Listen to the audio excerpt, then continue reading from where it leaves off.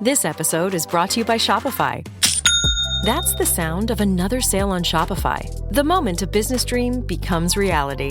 Shopify is the commerce platform revolutionizing millions of businesses worldwide. They simplify selling online and in person and provide 24/7 support so you can focus on successfully growing your business. Sign up for a $1 per month trial period at shopify.com/offer22, all lowercase. So are you tired of the daily power struggles and fights over homework, right? The homework can trigger meltdowns, lectures, tears, and it's just miserable, right? I know some of your kids have real attention issues, right? Many of your kids want to give up when work gets difficult. Some of your kids are just bored. Some of them are exhausted after holding it together all day at school. So instead of just harping on kids for being lazy or not applying themselves, what I want to give you are some tools to improve focus, to improve the brain processing, to make homework time easier and less stressful, right? Now, we can't cover everything, but I'm going to give you some tools. I'm going to talk fast. I'm going to try to fit a lot of this stuff in. So that's what we're going to talk about on today's episode of the Calm Parenting Podcast. So welcome. This is Kirk Martin, founder of Celebrate Calm. You can find us at celebratecalm.com. If you need help, reach out to our son, Casey. He was a very strong-willed kid who hated homework. So we fought with him over this for years until we finally had the breakthrough that things only changed. Homework, schoolwork changed when we finally figured out how his brain works best rather than trying to impose our way on him. See, some of you are type A. Right? You've got very linear, neurotypical brains, so you assume everybody learns and works best like you do. And that's a natural assumption. It's just not true, right? And so you've got to figure out, how do their brains work? And I'm going to show you how to do that in just a minute. And once you do that, then you can do sometimes some weird things, some odd things, but that really help your kids make that connection in their brain. So if you need help, reach out to Casey. He gets this. It's CASEY at celebratecalm.com. Tell us about your kids, your family, what are the ages of kids? What are you struggling with? We get together as a family. We talk about it. We will reply back to you personally because this is a personal mission and we're here to help. So this podcast is coming from a mom who emailed us and told us this story. She said, okay, she's got a strong-willed child. He's about 11. Doing his schoolwork, he's on the computer and he happens to see an audio file on the computer and he opens it. And what it is, it's me. They have the Calm Parenting Package and ADHD University and all of our programs on their computer. You can get it on the app. And so we sent her the app so she get all the programs on the app. But he clicked on it, right? And so he starts listening to me teach about all these different things. Now, he has to write an essay, which is really hard for him, as it is for most of your kids, right? Getting their thoughts from head down on the paper is really hard. Your kids will crumple up their paper and throw it down. This is stupid. They can talk to you about their great ideas, but as soon as you ask them to write it down, it's really, really hard. So what do kids do? They procrastinate, they complain. Some of your kids even have a meltdown, right? Most of your kids will give up when work gets challenging. So this kid is now listening to our programs, and he's listening to me talk about how to jumpstart his brain and push through things that are difficult, using movement, music, momentum, managing your energy, not your time. These are huge insights that will help your kids. So his parents notice him doing weird things. He's like sprinting around the outside of the house. He's sitting on an exercise ball. His parents never use anymore, right? He's lying upside down off the sofa, spinning. He's listening to music, using his pencil as a drumstick. He's chewing gum. He's scribbling notes furiously, and it's messy because it's a really big key for your kids to let them do that. And so they asked their son, what are you doing? And so he said, well, this Calm guy that you listen to said there's nothing wrong with my brain, that I actually have advantages because I can hyper-focus when I'm interested, that I just need to jumpstart my brain. Why didn't you guys tell me this when I was younger? Now, that's typical strong-willed child thing, right? Like, why didn't you teach me this? But it is true. We fail to teach our kids the way their brains work best. It's the brain they're going to have through college, through all their work career for the rest of their lives. So his parents' mouths are hanging open, right? They're about to get on this kid about looking at private things on the computer. And then their child comes up with this. Oh yeah, and he said, you need to apologize for misjudging my motives and lecturing me so much. Right? You know this kind of kid. He's got the smart mouth, but the huge heart, right? The kid who will give all of his stuff to a homeless person, but he'll turn around and say awful things to you, right? And so now he tells his parents, because this is a funny story. He says, look, Mom, Dad, I'm sorry for not listening, and I'm sorry for arguing so much. I know I push your buttons. And they begin to smile, but you know how this ends with a strong-willed child. He said, well, I only push your buttons because you have so many buttons to push. Not my words. That's what that calm guy said. So, all fun aside, you must jumpstart your child's brain so he or she can push through difficult assignments like writing. And by the way, you do need to apologize for micromanaging your kids, and they may just reciprocate when you lead with humility. So, giving kids tools to succeed with homework time. I want you to observe your child. How do your kids learn best? Watch them around the house. Where do they like to sit? How do they sit? Do they sit on their heels? Do your kids like to hide? How do they relax best, right? Where are they when they do that, right? Do they like rocking back on that kitchen chair that annoys you so much? Well, that probably says they have a sensory need because that feels really good.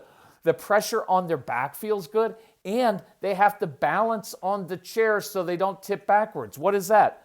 That's brain stimulation, right? You can use that, right? If you have a child who hangs upside down off the sofa, use that because you can walk in and say, hey, bet you can't do your math worksheet upside down. Better yet, go lie down next to them upside down. You will connect with them, see the world from their point of view, and probably get the work done more quickly and have a better conversation.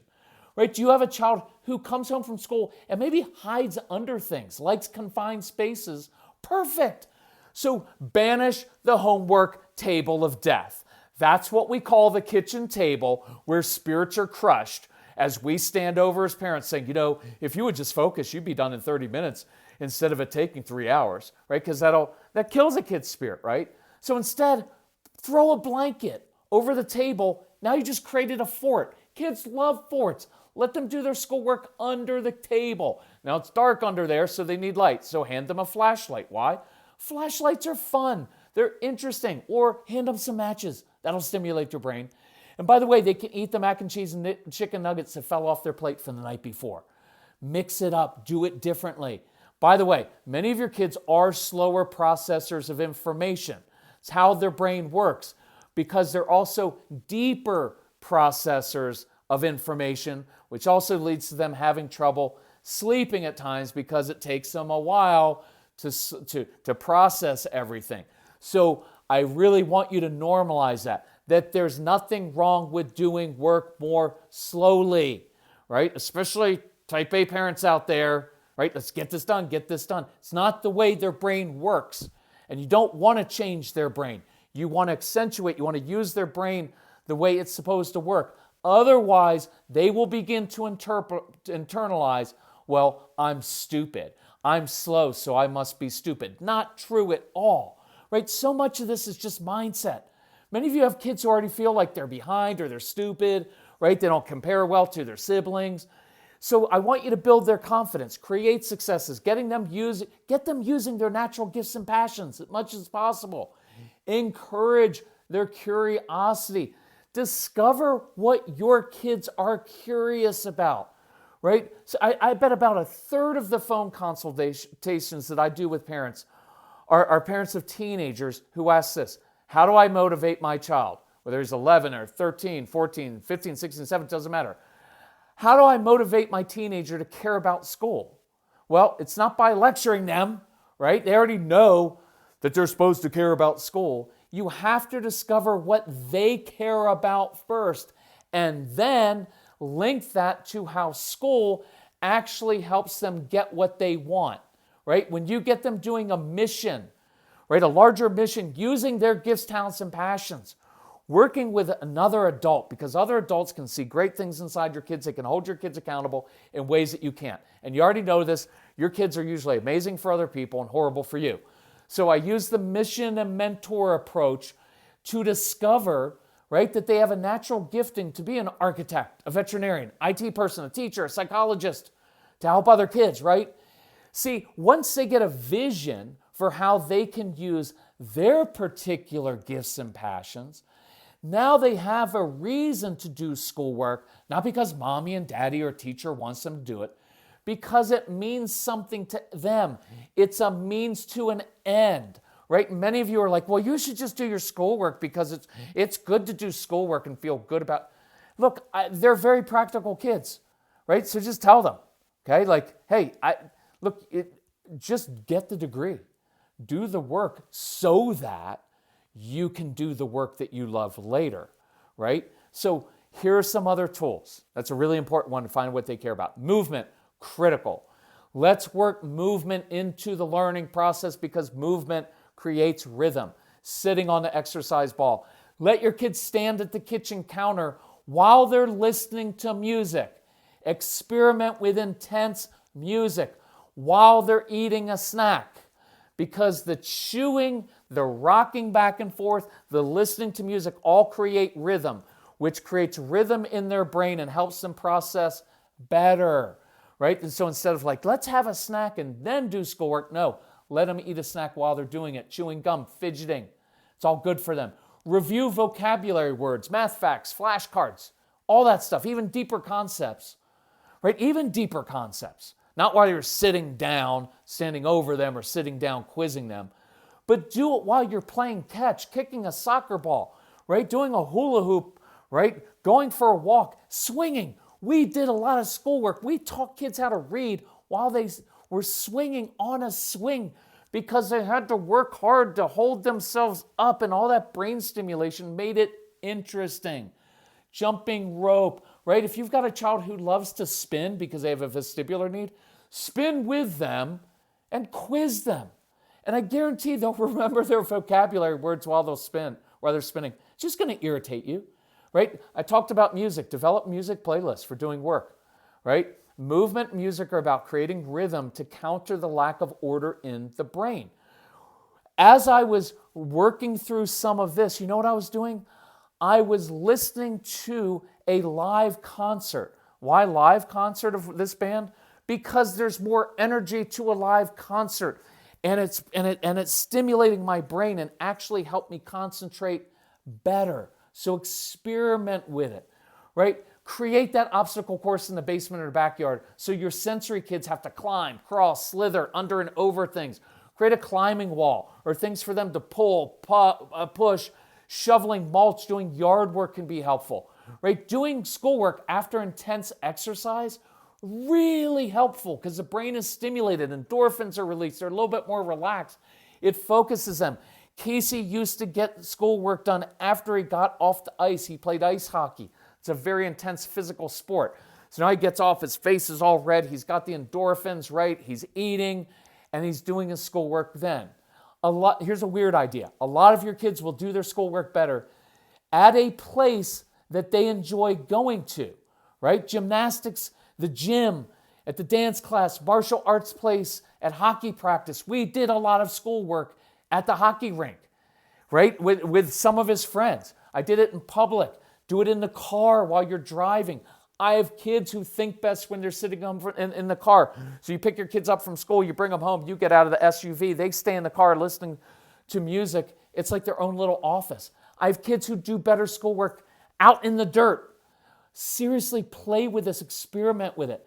Remember to manage your child's energy, not their time. This is a huge insight. I don't have time to do it on this podcast.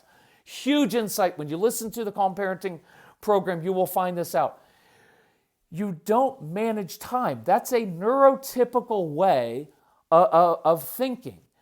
I manage my time. Casey manages time. Not our time. We manage our energy. We work in momentum, in spurts. We get a lot done. We hyper-focus in a short amount of time. And so we divide our days up into how our energy works. It is so much more effective. So giving breaks after school, doing work in small spurts, right? Followed by a break of some kind, just not on screens because it can't come back from that, right? Do the work after exercise. I have kids who do work best when they wake up in the morning. So they wake up, mom or dad's doing breakfast, and they come down, they do their work then. I have kids, older kids who often do their schoolwork best, homework, after 10 o'clock at night. I know it's going to irritate you because they're procrastinating, but you know what part of it is? It's because everybody's in bed. The world slows down. Nobody's up lecturing them, and they can think better then. It's just the way that it works, right? So go with that flow of their energy. Do math with sidewalk chalk. I know kids who do homework sitting up in a tree or a fort, or sitting in a closet or hiding in the bushes. It's stimulating, it's weird, it's peaceful. And their parents can't look over their shoulders, right? You give context. Context is super important for strong-willed kids. You can teach percentages and algebra by calculating the percentage increase in the number of Instagram followers they have to match someone famous, right? When I volunteered at the inner city community school during COVID, I would do real-world math problems. Hey, you get your first NBA contract.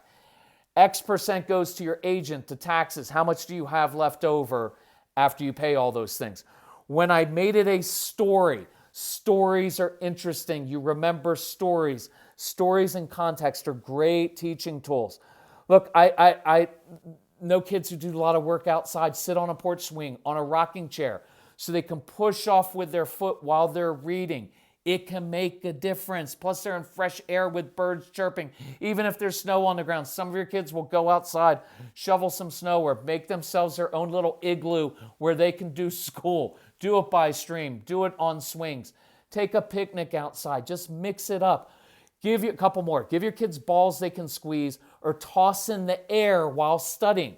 When I worked in the corporate world, especially at this one job I had that I hated, everybody knew when I was deep in thought because they would see a little yellow football flying up in the air above my cubicle. The process of throwing that ball up in the air, giving it some spin, and then catching it when it came down, it helped me process information and think better. So mix that up. Olfactory stimulation. There's a lot of research on this. If your child has a favorite scent, right? A candle, dad's cologne, Casey used to like the smell of my shaving cream, put a little bit under their nose. Then they can smell it all through the school day, right? It's weird, but it'll work for some of your kids. Light a candle with a great scent. Some kids do better homework while they're smelling dinner being made, right? Look, part of the reason we go to coffee shops or Panera Bread isn't just the caffeine in the coffee. It is the smells that stimulate our olfactory senses that help us concentrate.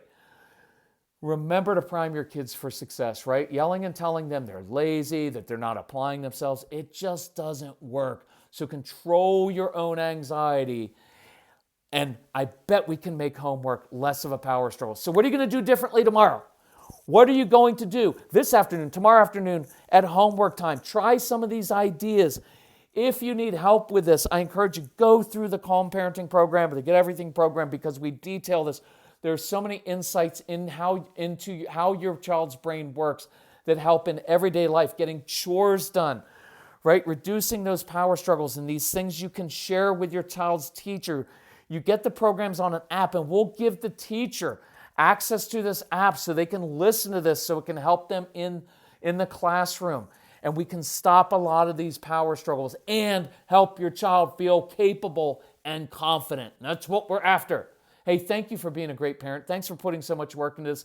Thank you for sharing this podcast. If we can help you in any way, reach out to Casey, C-A-S-E-Y, at celebratecalm.com, and let us know how we can help. If you ever need help with our stuff financially, don't be afraid or ashamed. Email us and tell us that, and we will help you because we live to do this. All right, love you all. Talk to you later. Bye-bye.